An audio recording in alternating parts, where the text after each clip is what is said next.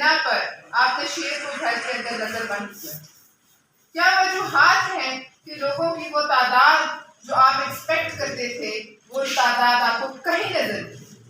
کیا وجوہات ہے کہ الیکشن سے چند دن پہلے ہی آپ پنجاب میں جو آپ سمجھتے ہیں جہاں آپ 30-35 سال بلا شرکت غیر سیاہ و سفید کے مالک رہے ہیں، آپ وہاں جلسے کینسل کرنے پر مجبور ہو رہے ہیں؟ ہمارا آپ سے سوال، آپ صرف پہ تنقید کرتے ہیں، آپ صرف پہ تنقید ضرور کریں ہاں، لیکن یہ بتائیں کہ اگر آپ نے اتنے اچھے کام کیے ہیں اور آپ کے نعروں میں اتنا دم ہے تو آپ سندھ کا رخ آج تک کیوں نہیں کرتے؟ کیوں سندھ کے امیدواروں کو پنجاب بلایا گیا، ان کی تصدیق کی گئی، ان کو پارلیمانی بورڈوں میں لاہور میں بٹھا کے فیصلے کیے گئے؟ آج تک مجھے بتا دیجئے پاکستان مسلم لیگ نون کا کون سیکنڈ ٹیئر لیڈرشپ بھی سندھ کی طرف جس نے رخ کیا؟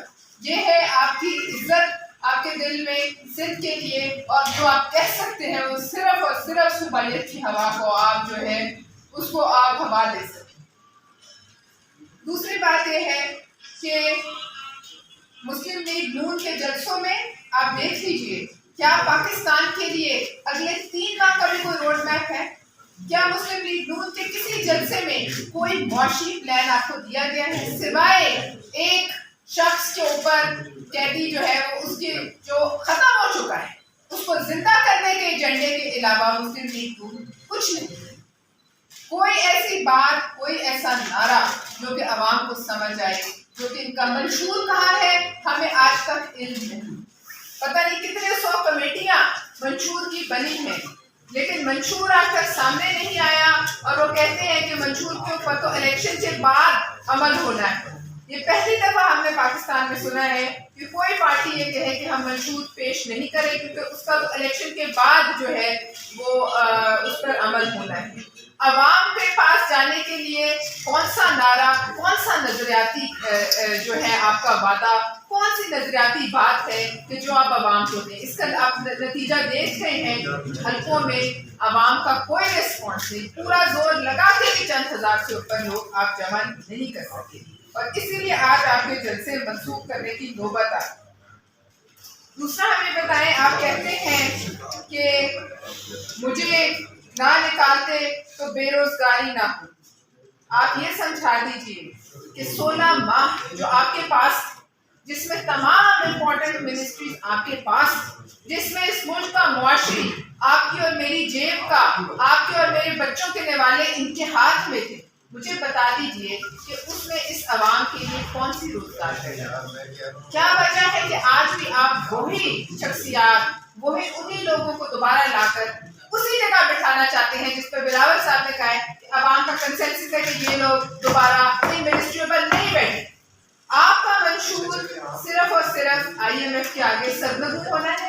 آپ کا منشور صرف یہ ہے کہ ہماری بات ہو چکی ہے اور ہم گھر بیٹھیں گے، ڈرائنگ روموں سے نہیں نکلیں گے، اور ہمیں تشتری میں اقتدار اور تاج پیش کریں گے، لیکن یہ نہیں ہونے والا۔ اور اس میں رکھنا بلاول صاحب اور ان کی کیمپین ہے پنجاب میں، اور آپ سے وہ برداشت نہیں ہو رہی کیونکہ آپ صاف میدان چاہتے ہیں۔ میدان صاف جناب آپ کو نہیں ملے گا، آپ کو عوام کے سامنے آنا پڑے گا۔ 30 فٹ اونچے سٹیجوں سے خطاب کرنا اور عوام کے درمیان آنے میں بڑا فرق ہے۔ دوسری بات میں آپ سے یہ بھی کہوں گی کہ آپ نے دیکھا کہ جب بھی اس ملک میں کوئی مشکل وقت آیا، میاں صاحب گم، ان کی پارٹی گم۔ کیا وجہ ہے کہ آج ان کے اپنے آپ سندھ کے وڈیروں پر آپ ہمیں تانا مار رہے ہیں کہ وہ آپ کے ساتھ ہیں؟ مجھے صرف یہ بتا دیجیے کہ کیا وجہ ہے؟ آپ کہتے ہیں لواری ٹنل میں نے دیا آپ کو، چترال والوں آپ نے مجھے ووٹ نہیں دیا، کراچی والوں اپنے گریبانوں میں منہ ڈالو آپ نے مجھے ووٹ نہیں دیا۔ اگر آپ نے اتنے ہی ترقیاتی کام کیے ہیں اور لوگ پھر بھی آپ کو ووٹ نہیں دیتے تو بتائیے کہ کیا یہ لوگوں کی طرف سے ریجیکشن نہیں ہے؟ کیا یہ کراچی کے عوام کی تصدیق نہیں ہے؟ کیا اس سندھ کے عوام کی تصدیق نہیں ہے کہ اپنے گریبانوں میں آپ چھانکیں؟ کیا آپ اس حد تک گزر گئے ہیں اقتدار کی جو ہے حاصل کرنے کی دوڑ میں کہ آپ لوگوں کو تانے دینے لگے اور کیا آپ کے منہ سے پاکستان پیپلز پارٹی کے ساتھ کھڑے ہوئے لوگوں کے لیے اور وڈیروں کی باتیں اچھی لگتی ہیں؟ آج آپ کی ٹکٹ پہ اون چودھری بھی کھڑے ہیں، آج آپ کی ٹکٹ پہ غلام سرور بھی کھڑے ہیں جن کے لیے آپ تقریریں کرتے نہیں تھکتے تھے. آج آپ کے تمام سینئر جو ممبران ہیں، چاہے تھا خان عباسی سے لے کے مہتاب عباسی سے، تمام سینئر ممبران، آج کوئی آپ کے ساتھ کھڑا ہوا ایک لفظ آپ کی حمایت میں نہیں بولتا، اور ایک نیا ٹولہ جو آپ کو ڈبو رہا ہے وہ آپ کے ساتھ کھڑا ہوا ہے، جن کو عوام میں کوئی وزیر آئی. آپ اپنے آپ سے پوچھئے کہ کیا وجوہات ہیں کہ مسلم لیگ نون کے تمام جو سینئر ممبران ہیں جو کھڑے ہوتے تھے، جو نظر آتے تھے، وہ آہستہ آہستہ کر کے پیچھے ہٹتے. جب آپ ان کو ہی اپنا منشور نہیں سمجھا سکتے، جب آپ ان کو ہی قائل نہیں کر سکتے، تو عوام کو کیا قائل کریں؟